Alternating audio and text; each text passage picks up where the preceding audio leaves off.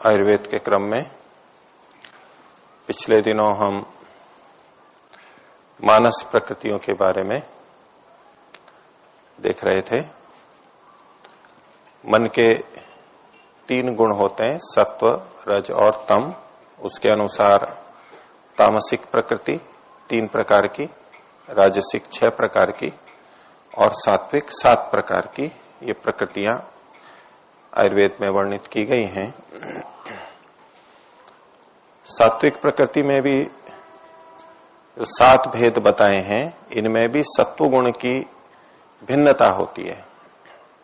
नीचे वाले हैं जिनको हमने पहले देखा, उनमें सत्व गुण कम होता है और जो ऊपर की स्थितियां हैं उनमें सत्व गुण बढ़ता जाता है, रजोगुण कम होता जाता है, तमोगुण कम होता जाता है। इस तरह के व्यक्ति जू के तू हमें मिलने कठिन होते हैं, लेकिन मोटे तौर पे हमें बहुत से व्यक्ति दिख जाएंगे ये इस तरह के हैं। और किसी में दूसरे भी लक्षण मिलेंगे इधर उधर से, ये हो सकता है क्योंकि सब मिश्रण होता है, एकदम पूरा निर्धारण नहीं हो सकता। तो चाहे सात्विक, राजसिक, तामसिक जो भी मानस प्रकृति हो, उनके जो लक्षण यहां पर बताए जा रहे हैं उनके आधार पर हम अपना निर्णय कर सकते हैं कि मेरे अंदर, मेरे मन में कितनी सात्विकता है, कितनी राजसिकता है और कितनी तामसिकता है। हम अपना अपना निर्धारण इन लक्षणों के आधार पर कर सकते हैं। अलग अलग नाम दिए हैं, उसके अनुसार भले ही ना कर पाए, लेकिन लक्षणों के आधार पर हमें इतना स्पष्ट हो जाता है कि कौन से गुण सात्विक गुण कहलाते हैं। तो वारुण सत्व तक हमने कल देखा था, आज इससे ऊपर वाला है याम्य सत्व। तो इसके लक्षणों में इन्होंने बताया, शब्द इन्होंने दिया लेखास्थ वृत्तम। लेख होता है लिखा हुआ, नियम, कानून, कायदा, शास्त्र, उसमें जैसा कहा गया उसी में वो स्थित रहते हैं, नियम से बहुत चलते हैं। किसी देश में रह रहे हैं, उसका जो कानून है उसके अनुसार वो चलने का प्रयास करते हैं। अधिक से अधिक जो नियम है बस वैसा ही चलेंगे, नियमों पे बहुत स्थिर रहते हैं, शास्त्रों पे बहुत स्थिर रहते हैं, वैसा जीवन जीने का काम करते हैं। संस्था में रह रहे हैं तो उस संस्था के जो भी नियम बने हुए हैं स्थान विशेष के लिए, समय विशेष के लिए, उन नियमों का ये पालन करने की प्रवृत्ति वाले होते हैं, अधिक से अधिक पालन करते हैं। तो जो नियमों का पालन करते हैं, जिनमें ये प्रवृत्ति अधिक होती है, ये एक सात्विक गुण है। अपने को नियमबद्ध रख करके उस पर चलना। राजसिक वाला चंचल हो जाएगा, छोड़ देगा। तामसिक वाला आलस्य कर जाएगा, कोई बात नहीं, टूटता है तो टूटता है। राजसिक वाला चंचलता से तोड़ता रहेगा नियमों को, परवाह नहीं करेगा। लेकिन सात्विक वाला उस पर टिक करके रहता है। तो याम्य सत्व और इससे ऊपर वालों में ये गुण विशेष देखा जाएगा, लेखास्थ वृत्तम। दूसरा कहा प्राप्त कारणम। जिस कार्य का जो उचित समय आता है, प्राप्त होता है उचित अवसर, उस समय ही वो उस कार्य को करता है, ये उसकी विशेषता है। ये भी एक सात्विक लक्षण है। कार्य तो वही करना है, लेकिन दिन में कभी अन्य समय में हमने कर लिया। ध्यान का अपना समय होता है, वैसे तो कभी भी कर सकते हैं ध्यान, पर फिर भी एक समय होता है। उस समय पे व्यायाम का एक समय होता है, भोजन का एक समय होता है। वैसे तो कभी भी कर सकते हैं भोजन, लेकिन इनकी प्रवृत्ति क्या होती है, उन कार्यों को समय पे करते हैं। जो उनका समय होता है, उचित समय होता है, उस समय करते हैं। बातचीत करने का उचित समय है तो उसी समय करेंगे, हर किसी में समय नहीं करेंगे। कौन सी बातचीत कब करनी है तो वो बातें उसी समय करेंगे। कुछ बातें दिन में करने की होती हैं, सुबह शाम नहीं करते। ईश्वर का स्मरण का समय रहता है, आध्यात्मिक विषय रहते हैं, चिंतन मनन का रहता है, उस समय वो लौकिक बातें नहीं करेंगे, सांसारिक बातें नहीं करेंगे। सांसारिक बातें करनी है तो बाकी समय में जो उसके लिए उचित समय है उस समय करेंगे। तो बातचीत का हो गया, खान पीन का हो गया, मिलने का हो गया, जो उचित समय है उसी समय करते हैं उन कार्यों को। ये इनमें विशेष गुण देखा जाता है। प्राप्त कारणम। फिर इन्होंने एक लक्षण कहा असंप्रहार्यम, कोई उन पे प्रहार नहीं कर पाता है, उनका अपना व्यक्तित्व ऐसा होता है, उन पे प्रहार नहीं कर पाता है, उसकी विशेषता व्यक्ति की होती है। कुछ व्यक्ति होते हैं जिनको हर कोई प्रहार करने को उद्यत रहता है। प्रहार करने से रोकने का एक तो शक्ति उपाय है, शरीर का शस्त्र है, अस्त्र है, उसके कारण कोई बल है, शारीरिक बल है। फिर धन संपत्ति होती है, उसके कारण भी प्रहार से बचते हैं। इनकी सात्विकता के कारण इनका जीवन ऐसा होता है कि लोग इन पे आक्षेप नहीं कर पाते हैं, उंगलियां नहीं उठा पाते हैं, प्रहार इस तरह के प्रहार इन पे नहीं होते। ये जीवन ही ऐसा हो जाता है इनका, प्रहार नहीं होते या बहुत कम होते हैं। किसी की सामर्थ्य नहीं होती, बल नहीं होता कि इसके लिए मैं ऐसा कहूं, इस तरह से बोलूं, इसके विपरीत ऐसा आचरण करूं, उसकी हानि करूं। ऐसी प्रवृत्ति इन लोगों के प्रति लोगों की नहीं हो पाती है। इनका व्यक्तित्व इस तरह का हो जाता है। और कहा ये जागरूक बहुत होते हैं, उत्थानवंतम, जगे हुए रहते हैं, उठे हुए रहते हैं, जागरूकता बहुत आती है। ये सत्वगुण के लक्षण है। जागरूकता जितनी जितनी हमारे में बढ़ती है, सजगता बढ़ती है, वो हमारे सत्वगुण का लक्षण है। और जागरूकता जहां कम होती है वो तमोगुण का लक्षण है। जागरूकता कम होने के दो तरह से कारण होते हैं। एक तो चंचलता के कारण, सजग तो बहुत है, वो जागरूक तो है, जगा हुआ है, लेकिन ये विषय उठाया, वो विषय उठाया, इधर देखा उधर देखा, ये सोचा वो सोचा, ये जो बात होती है ये चंचलता के कारण, रजोगुण के कारण। और एक जैसे हम तंद्रा में जाने लगते हैं, नींद आने लगती है, तब जागरूकता कम होती है, वो तमोगुण के कारण होती है। तो यदि हम जागरूक हैं, बहुत सजग हैं अंदर से, ये सात्विकता का लक्षण माना जाता है। दिन में जैसे हम प्राय रहते हैं, लेकिन ये और भी जागरूक रहते हैं। दिन की अवस्था में भी हम चलते फिरते तो बहुत रहते हैं, पढ़ते भी रहते हैं, बात भी करते हैं, कहने को तो हम जागरूक होते हैं, लेकिन उतने जागरूक नहीं होते। कई बार हम बहुत जागरूक होते हैं। तो ये सत्वगुण वाले अंदर से बहुत जागरूक रहते हैं छोटी छोटी बातों के प्रति, और इनकी स्मृति बहुत अच्छी होती है, स्मृतिवंतम, स्मृति बहुत अच्छी होती है। किनको ले रहे हैं? इनको करवाओ, पीछे करवाओ।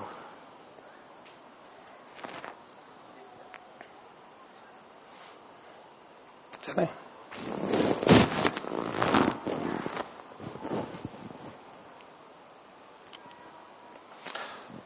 करता हूं। तो स्मृतिवंतम, ये स्मृति वाले होते हैं, स्मरण शक्ति इनकी अच्छी होती है। ये भी सात्विकता का एक लक्षण है। स्मृति की न्यूनता में भी दो कारण होते हैं, राजसिकता भी कारण होती है और तामसिकता भी कारण होती है। जैसे जागरूकता में कमी का कारण राजसिक और तामसिक दोनों होते हैं, ऐसे ही स्मृति की कमी भी दो तरह से होती है। एक याद तो कर सकता है, लेकिन चंचलता अधिक है। बुद्धि तो है, लेकिन चंचलता है, अन्य विषय मन में आते रहते हैं, तो वो याद नहीं कराएगा, एकाग्र नहीं हो पाता है। कुछ इस तरह के व्यक्ति होते हैं। कुछ होते हैं जिनमें तमोगुण अधिक होता है, सोना, आलस्य, प्रमाद, ये चीजें अधिक होती हैं, इसलिए याद नहीं कर पाते।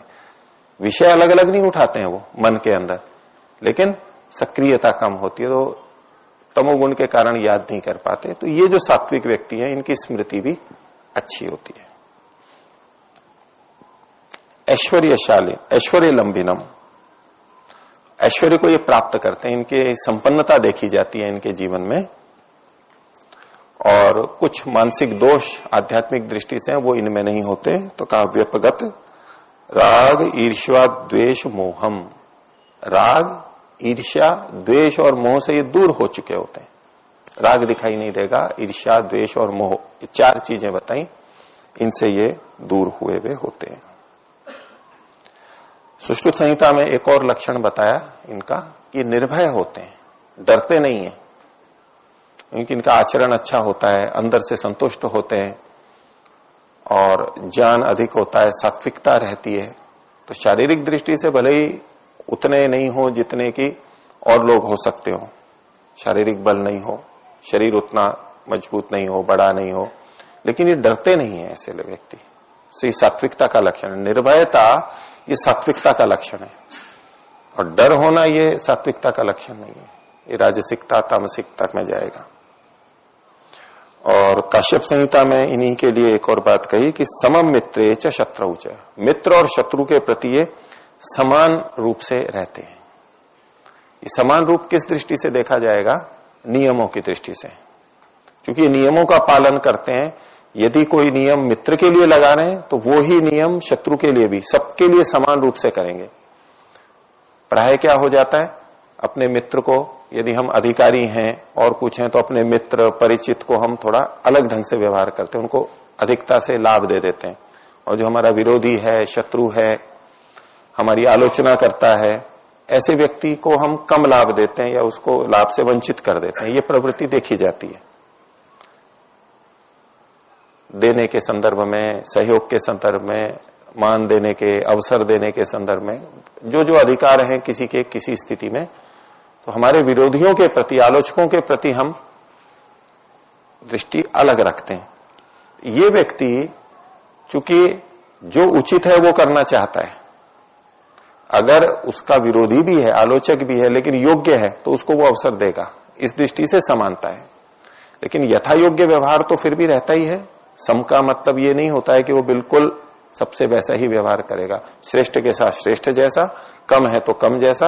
लेकिन यदि योग्यता बराबर है तो वो अपने शत्रुता या मित्रता को देख करके निर्णय नहीं करता है, योग्यता के आधार पर निर्णय कर देता है। ऐसे ये व्यक्ति होते हैं याम्य सत्व। इससे ऊपर का सत्व ऐन्द्र सत्व। इंद्र नाम आपने सुना ही होगा।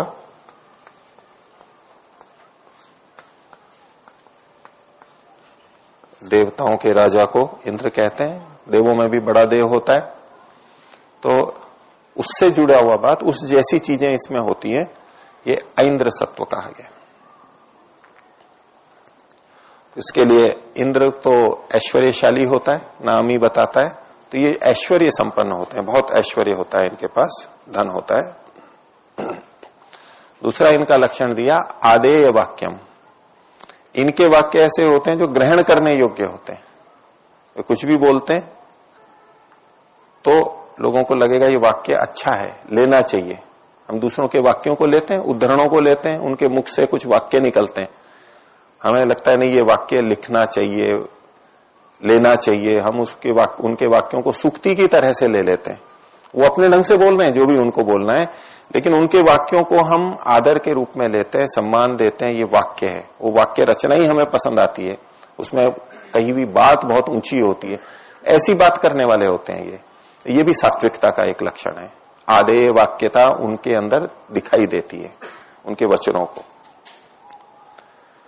फिर कहा वो यज्ञ करने वाले होते हैं, यज्ञ आदि में उनकी रुचि होती है, यज्ञ करते हैं। शूरवीर होते हैं, ओजस्वी होते हैं।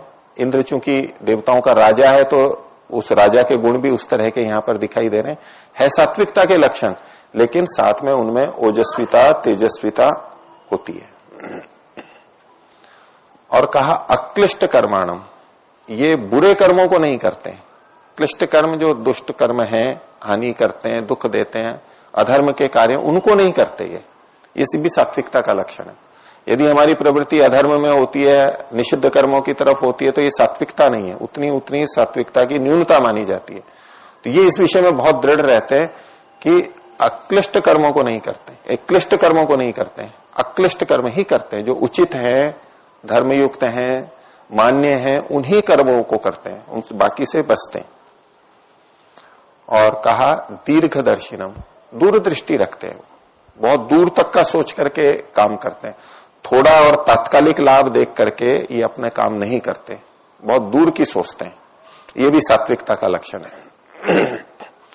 हम भी अपने जीवन में बहुत से निर्णय करते हैं, तो कोई चीज हम बिल्कुल तत्काल के आधार पे करते हैं, कुछ महीने भर या साल आगे तक की सोच के, जीवन भर की सोच के भी हम करते हैं।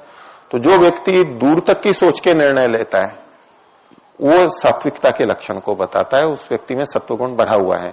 और जो दूर की नहीं सोचता, वो कहता है आगे की तो आगे देखेंगे, किसने देखा है, अभी की सोचो, इस महीने की सोचो, इस साल की सोचो, बुढ़ापे का कौन सोचा है, आगे की आगे देखेंगे। ये प्रवृत्ति सात्विकता की न्यूनता को बताती है। वो जागरूक नहीं है, सजग नहीं है उतने, क्योंकि भविष्य तो आना ही है आगे, तो कि हम हमारे को सबको जाना ही है, तो क्यों नहीं उसके बारे में सोचा जाए। तो ये सात्विक लोग तो ज्ञान संपन्न होते हैं, तो इसलिए दूर तक की सोचते हैं, दीर्घदर्शी होते हैं।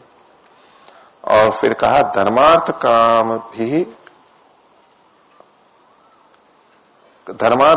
अभिरतम, धर्म अर्थ और काम में ये रत रहते हैं, लगे रहते हैं। इनके पास धन होता है लेकिन ये अधर्म पूर्वक नहीं कमाते हैं। सामान्यतः हम क्या सोचते हैं कि जो कामनाओं में लगा है, यानी विषयों को भोगने में लगा है और धन कमाने में लगा है, तो ये तो राजसिक ही होगा या तामसिक ही होगा, ऐसा हम सोचते हैं प्राय। लेकिन यदि कोई व्यक्ति धर्म को भी साथ में रखता है, तीनों को साथ में रखता है, धर्म पूर्वक सुख भोग करता है संसार के, और धन को भी कमाता है, ऐश्वर्य को भी कमाता है, ये बहुत ऐश्वर्य वाला है इंद्र, तो ये सात्विकता का लक्षण है। धर्म पूर्वक विषयों का भोग करना और धर्म पूर्वक धन को कमाना, धर्म पूर्वक, ये सात्विकता का लक्षण है। हर कोई नहीं कर सकता, राजसिक व्यक्ति नहीं करेगा। राजसिक व्यक्ति अर्थ और काम के लिए धर्म को छोड़ता रहेगा, उसकी उपेक्षा कर देगा। तो यहां ये तीनों बातें हैं, इनमें तीनों को साथ में लेकर के जो चल रहा है, ये सात्विकता है व्यक्ति की।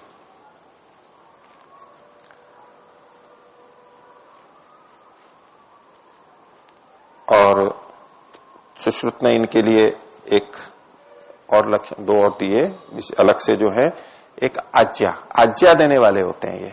इंद्र चूंकि राजा है तो दूसरों को आज्ञा देने की इनकी प्रवृत्ति रहती है, गलत ढंग से नहीं लेकिन उचित ढंग से ये आज्ञा देते हैं, निर्देश करते हैं दूसरों को।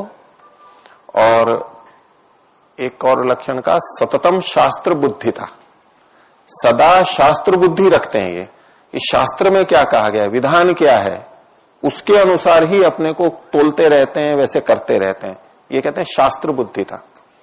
शास्त्रों को पढ़ा भी है इन्होंने, जानते भी हैं, और अपने कार्यों को करते हुए ये देखते रहते हैं अपनी बुद्धि को कि मैं उसके अनुसार ही चलूं, उसके अनुसार ही सोचूं, मैं जो कर रहा हूं वो शास्त्र के अनुरूप अनुकूल है या नहीं है। शास्त्र बुद्धि था, सततम शास्त्र बुद्धि था। और एक लक्षण बताया भृत्यानाम भरणम, अपने जो भृत्य हैं, नौकर हैं, उनका भरण पोषण वो ठीक करता है, उनकी चिंता रखता है, उचित वेतन देता है, कभी आकस्मिक रुग्ण हो, आवश्यकता हो घर में तो उनका भरण पोषण करता है, कमी है तो उसको पूरा करने का प्रयास करता है। ये गुण, ये सात्विक गुण है। एक होता है कि जो एक सामान्य वेतन है, कम से कम वेतन दिया और बाकी कोई चिंता नहीं, जो भी हो, बीमार हो, उल्टा सीधा आकस्मिक कुछ हो जाए, उसकी कोई चिंता नहीं है। ठीक है, आपका हमारा समझौता इतने वेतन का है, वो हमने दे दिया, अब और कुछ नहीं। ये सात्विकता की न्यूनता को बताता है। एक दृष्टि से ठीक है कि हमने ऐसा ही समझौता कर रखा है, इतने काम का इतना वेतन वो हमने दे दिया, वो पूरा आपको दे दिया, दया भाव नहीं है। और एक साथ में ये इंद्र सत्व वाले होते हैं, उनको ये सहन नहीं होता कि मेरे साथ में जो व्यक्ति रह रहे हैं, जो मेरी सेवा करते हैं, उनको यदि कभी न्यूनता हो गई तो उसका भरण पोषण जरूर करते हैं। बच्चा उनका पढ़ नहीं पा रहा है, कमी है, तो वो उसके मन में इच्छा करेगी कि नहीं इसको मैं और दे दूं, वेतन से भी अधिक वो देने का प्रयास करते हैं। तो अपने भृत्यों के भरण की चिंता इनमें रहती है, ये एक सात्विक लक्षण है। तो अब और इससे ऊपर चलते हैं। अब इंद्र आ गया, इंद्र से ऊपर कहां जाएंगे? इंद्र तो देवताओं का राजा हो गया। हमने वनस्पति देख ली, मछलियां देख ली, पशु देख लिए, और राक्षस, पिशाच, प्रेत देख लिए, और ऊपर ऊपर वरुण देवता आते गए। इंद्र से ऊपर कहां जाएंगे? एक ब्रह्मा बचा। तो इन्होंने एक और कहा, ऋषि शब्द आपने सुना है, तो उससे जुड़े हुए जो है आर्ष सत्व। अब ये एक अलग कोटि शुरू हो गई। यहां देवताओं के नाम थे, उससे ऊपर ये ऋषि एक अलग चीज आई है, आर्ष सत्व। अब ऋषि कैसे हो सकते हैं, वो कुछ कल्पना आपके मन में होगी, उसी तरह के गुण यहां पर बताए गए हैं। तो उसमें एक तो कहा कि ये यज्ञ करने वाले होते हैं, यज्ञ में इनकी प्रवृत्ति होती है। दूसरा कहा अध्ययन में इनकी रुचि होती है, अध्ययन अध्यापन में ये बहुत करेंगे, ये प्रवृत्ति अधिक होती है।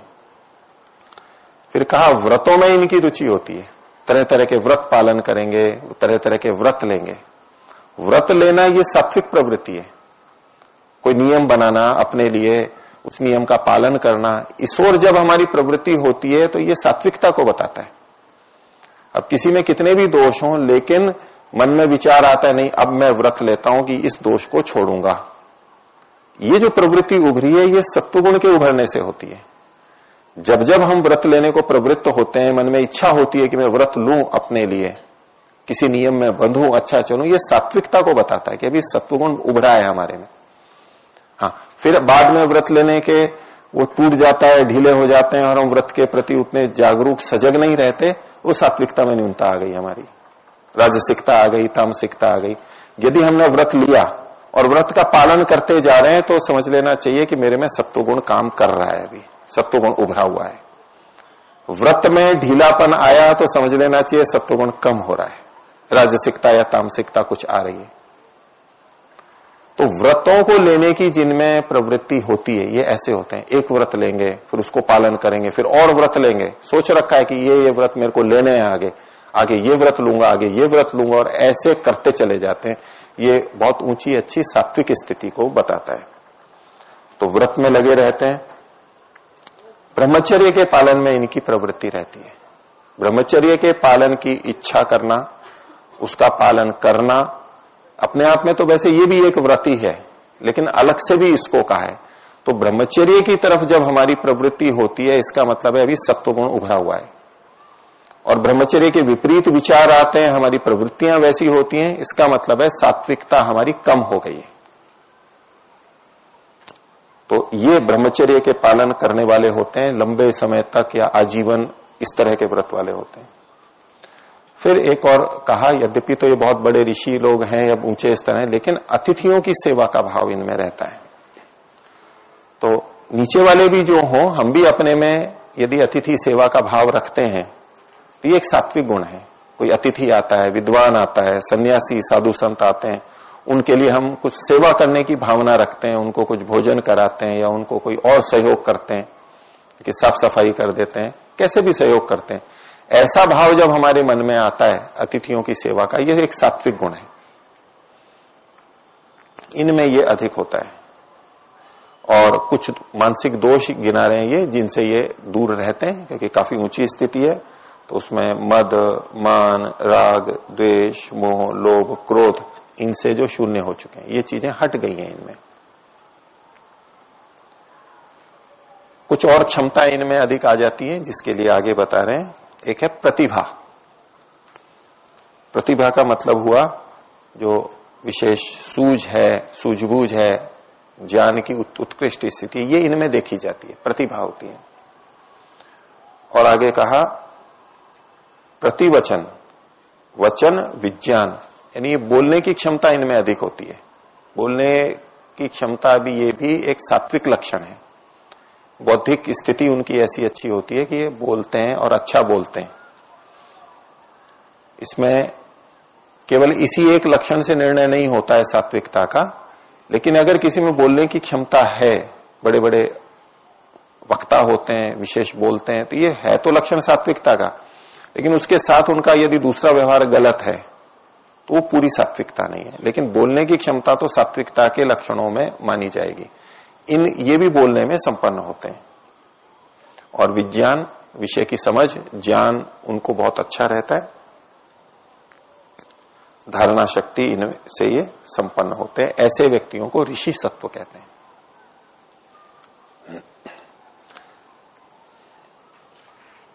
अब इससे ऊपर आखिरी बचा है, जिसको आप ब्रह्म बोल रहे थे, इसको इन्होंने कहा ब्राह्म सत्व।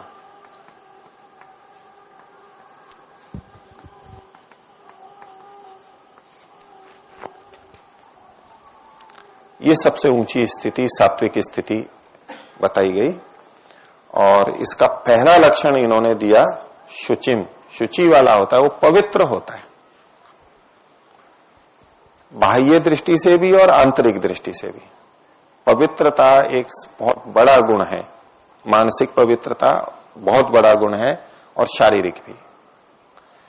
कई बार हमें बहुत से आध्यात्मिक व्यक्ति मिलते हैं जो साधना करते हैं, धर्म में लगे हैं, लेकिन गंदे रहते हैं, अशुचि रहते हैं, वस्त्र भी गंदे रहेंगे, स्थान गंदा रहेगा, दुर्गंध आएगी, ये सारी चीजें वहां देखने को मिलती हैं। आध्यात्मिक व्यक्ति सौंदर्य प्रिय नहीं होता है, अपने को सजाएगा धजाएगा नहीं, लेकिन इसका ये अर्थ लेकर के कोई गंदा रहे, व्यवहार ठीक नहीं रखे और गंदगी सब चीजों में, उनकी बहुत चीजों में गंदगी दिखाई दे, नखून में गंदगी है, दांतों में गंदगी है, बालों में गंदगी है, ये सात्विकता का लक्षण नहीं है। ऐसे आध्यात्मिक व्यक्ति सात्विक नहीं कहे जाते, ये तामसिकता का, उनके आलस्य का ये कारण है। जो सात्विकता से युक्त आध्यात्मिक होते हैं वो कभी भी गंदे नहीं मिलेंगे, सौंदर्य प्रसाधन नहीं करेंगे, रहेंगे जैसे भी हैं वैसे, लेकिन शुचिता उनके अंदर रहेगी। तो हमारे में से भी जिनमें सफाई के प्रति रुचि है, ये सात्विकता का लक्षण है। गंदगी होते ही उसको एकदम साफ करना चाहेंगे।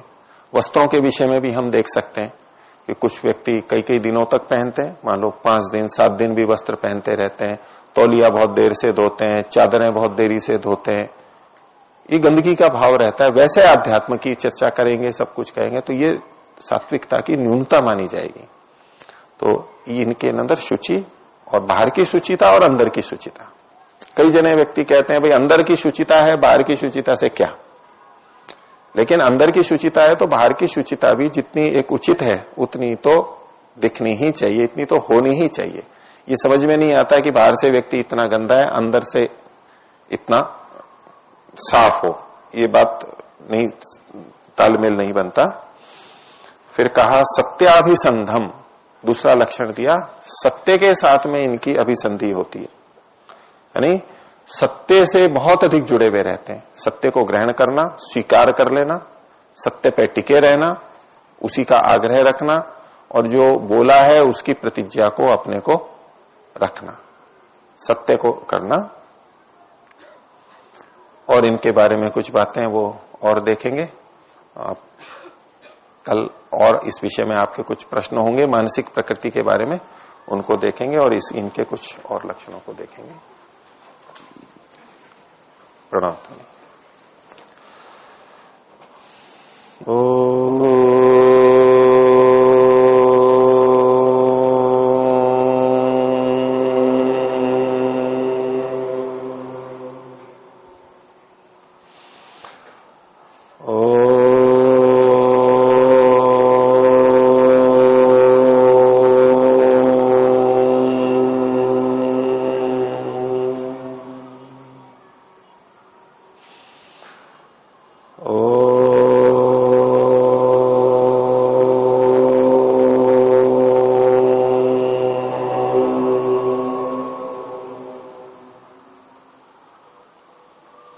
सभी को सदर विवदन। ओम शुभ।